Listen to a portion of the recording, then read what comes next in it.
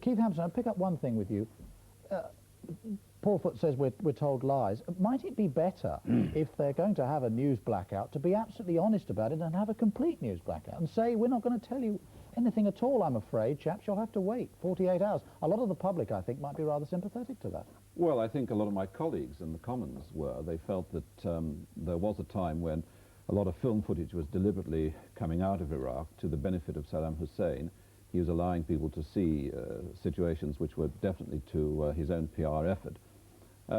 Today we did, of course, have a total news blackout, but of course it ended fairly quickly. I think the Americans do take a pretty open view of these things. And General Schwarzkopf himself Schwarzkopf got it absolutely right. I thought you have to have a blackout at the start when the troops move, but as soon as you possibly can, you try to give a general indication. I thought he handled that pretty well. I thought Paul Foot, though, was being pretty derogatory about his own colleagues and his own professional people, and I think that they'd be a bit upset that he cast aspersions about their ability to report what they see and to report the truth. I think, so can I just... So, yes, Dilip Hirek first, but let's get to Mr. Karsh for a comment. One thing very important, I think, we had in a way talked about this thing, labeling, when the news comes in. Of course, we always do for the Iraqis. Let me say one thing, that at least in America, one of the 4 main channels is now putting the same label on what's coming from the Pentagon and from the Ministry of Defense. And I don't see why Channel 4, ITN are not doing the same thing. Why don't you put a label and say this has been censored by the Pentagon? Or why not? I mean, if you are saying this for the Iraqis, just come clean, because otherwise you are losing credibility. In fact, did you see that survey carried out by the Independent on Sunday and Newsnight? The briefings by the military are only trusted by 33% of the people. I mean, this is scientific figure. Yes, but the polls show that the British public, at least, have enormous trust in the way it's being reported, particularly the newspapers. I mean, very high poll figures. I think I would personally trust, on balance, what journalists are writing. So since you mentioned this, did you notice when they gave this? Did you notice the trick again played in that particular presentation? What they did was, those who completely believe and those who partly believe were added together and given in one column, and then those who believed little and did not believe were given separate columns. Now, if you're talking of dishonesty, there it is. Why did not they break it down into 4 columns? This is the Independent on Sunday, not television in the doc. No. That information was given about the newspapers, which, I mean, how many people believe how much. There are basically 4 columns. Believe completely, believe generally, believe little, and don't believe at all. So what the Independent did itself, I mean, this total dishonesty, there are 4 columns. They added the 2 columns, believe completely and believe mostly, in one column, 2 figures, and then when it came to those who believe little and not at all, they put it separately. I mean, this is total dishonesty. What else? And I hope they will not repeat this dishonesty second time around.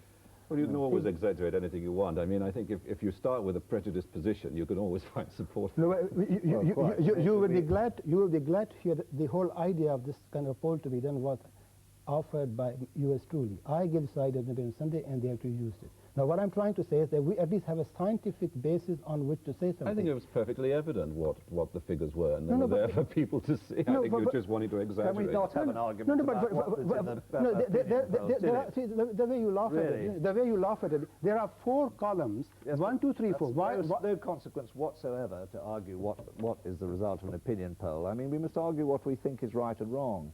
And when Keith Hampson says I'm being derogatory to my colleagues, it isn't the fault of most of my colleagues who are locked up in media response teams, unable to move without their minders. The ITN reporter in Saudi Arabia who managed to get up and see what was happening in the fighting at Kafi was immediately subjected to being threatened with his accreditation being removed by the Saudi authorities and told to get back into line. And that's happened over and over again with the reporters out there. They're constantly under all kinds of censorship. So whether or not the British public believe what they read in the newspapers or believe what they see on the television doesn't seem to me to be the point. The point is that there is censorship on a very wide scale, and those few reporters that do get through, Alan Little, for instance, in the BBC, when he went down to the bunker when it was blown up the other day with 2,000 people killed inside, civilians killed inside the bunker, he was so obviously upset at what he saw and outraged at the suggestion that this was a military installation, that what came over instantly in the report there on the Today programme was genuine. And of course journalists do get into positions where suddenly they can report the truth. But the general pressure, undoubtedly, is for journalists not to tell the truth in case it might be damaging to the military effort. And it's obvious. I mean, you can't have it both ways. If you're in a war to win it, then of course you've got to use propaganda as one of your weapons. That's why I think the argument keeps coming back as to whether or not we should be in this war in the first place. Ephraim Karsh, you've been commendably restrained and polite and quiet. What do you think of all of this? Where do you stand on this? Should we, for example, pick up the point that Dilip Hero made, should we label everything censored by whoever it's, whichever source it comes from Baghdad or from Saudi Arabia, America, whatever? No, I don't think so. I agree that the truth is one of the first casualties of war, but still the truth was a casualty in Iraqi political life 20 years ago. Saddam Hussein didn't need war in order to make truth a casualty. So I don't think you can equate the report in the Western press and the report in the Iraqi press. Of course, you are in war, so you have censorship. You cannot say everything you have to. You can't tell the whole truth. You can't at times even tell the truth. But there is still a fundamental difference between this kind of censorship and censorship or manipulation of the press as used by a dictator, by a totalitarian regime to promote his goals. I mean, he has been lying to his own people over the past 20 years, so there is no reason why you won't be lying to the external world. Are we supposed to emulate Saddam Hussein? Is he your hero? I know he's written his biography. Did you get so hung up on that you started thinking of him as your hero? Emulate Saddam Hussein. Is that what you're suggesting? That's one. Secondly... Now, wait a minute. No, Dilip, hang on. You asked him a question. Should we emulate Saddam Hussein? I don't think we should emulate Saddam Hussein, and I don't think we are doing it.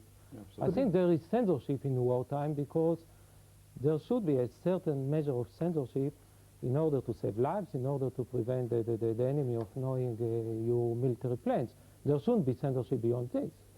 Maybe sometimes it exceeds what I think may be the reasonable limits of censorship. But still, I think there is a fundamental difference between this kind of censorship and the censorship Saddam Hussein. Yeah, but can I say one thing? You know, I have seen copy coming from Baghdad which says, this has been censored by the in print. I'm not talking of the television. Do you know every piece that comes out of Jerusalem and Tel Aviv and Israel is always censored by military? You tell me, when last did you see a piece from Israel which had at the bottom censored by the military censors of Israel? Now, what this gentleman is suggesting is that this should become the way of life. Now, why don't the people who write from Israel and their editors in London and New York and Paris put that little thing here, censored by military censors in Israel? You know, I find it quite extraordinary that here we are, sitting back in a studio, equating what the Allies are doing, what the Israelis are doing, with what Saddam Hussein is doing. I mean, this is the man who has caused the war. Paul Foot is quite rightly condemning warfare in principle, but I mean, it is happening because of this man. That's why soldiers are losing their lives. That's why hundreds of Kuwaitis are being executed on the streets. That is why the oil fields are burning, the greatest ecological catastrophe probably we've seen in our lifetime. It's because of this one man. I mean, it seems to be partly absurd that we're trying to equate anything we're doing with the man's behavior. But I mean, are you suggesting and that his whole track record? Well, are you suggesting one man is responsible for all this? Basically, yes. You mean one man does everything? I mean, he's the man that dropped chemical weapons on the Kurds, the first man that's used it since World War I. Are you telling me this? I've written a book on Ron Rockwell. Yes, he did not drop them on the Kurds. He used them against the Iranians in 1983. Right. Do you remember that? You don't? Yes, I do, but you're already proving my point that there is nobody equatable with him on the other side. I dispute your simplistic way of saying, like, just because there's one Saddam Hussein, if only we, get rid of him, everything will be, hunky-dory. That's where I dispute. Political processes, political situations, a country, the system does not depend on one person. There's a whole there's a whole infrastructure. It isn't one man just doing the whole thing. I hesitate to break and stop, but the fact is that a little bit later we want to look at Saddam Hussein's position in particular, so let's not fire all our missiles on that target just at the moment. Let's go on to something related to what we've just been talking about. Despite the shutdown of official media sources, the United States Defense Secretary Dick Cheney explained the ground war had involved the armies, navies and air forces of the coalition, but with no details of which unit did what or where. Jeremy Thompson in Saudi Arabia has pieced together the story of day one of the ground war. Inside Kuwait today, and the road to liberation was littered with the remnants of an army in retreat. The carcasses of fighting vehicles lined the cratered way. There was plenty of evidence of a hasty withdrawal, but not a single Iraqi soldier in sight, and this just 50 miles from Kuwait City. Saddam's army had fled without even lighting the oil trenches designed to thwart the coalition's advance.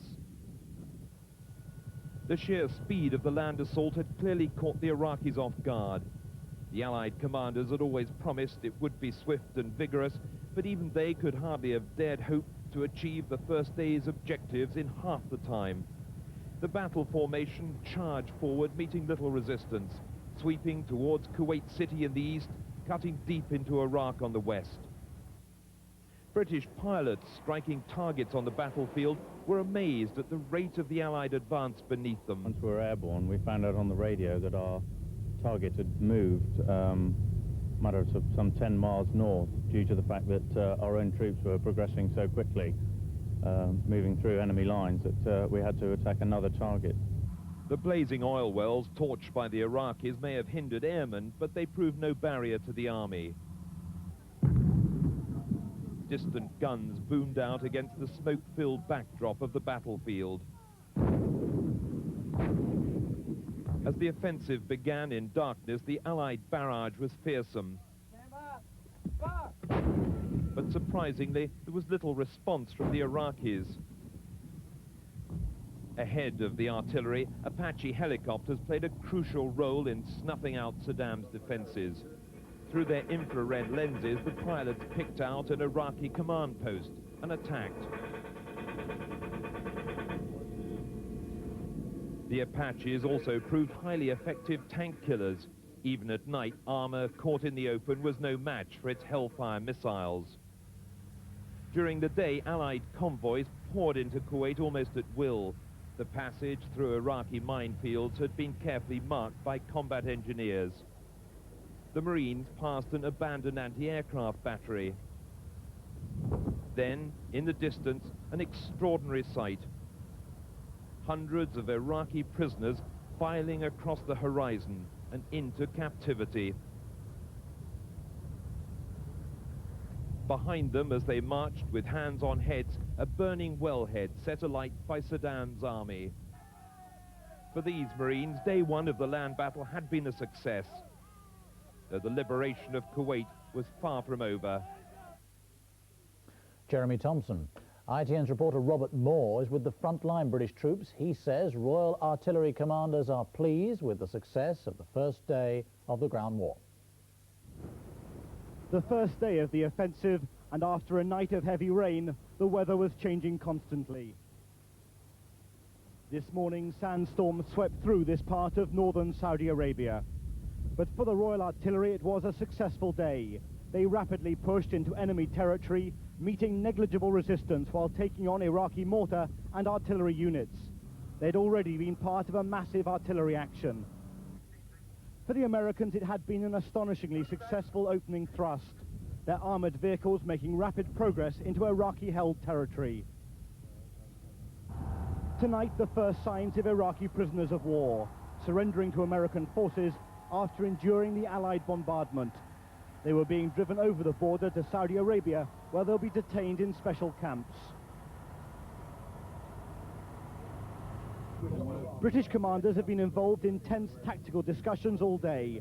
Though under reporting restrictions, I am unable to state what role the British forces are playing in this war. Commanders are not completely surprised by the speed of the initial thrust. They say the Iraqi soldier was of low caliber and rapidly lost his nerve. Certainly what we saw while visiting these units suggests that the Allies have indeed scored a major tactical success. Robert Moore reporting.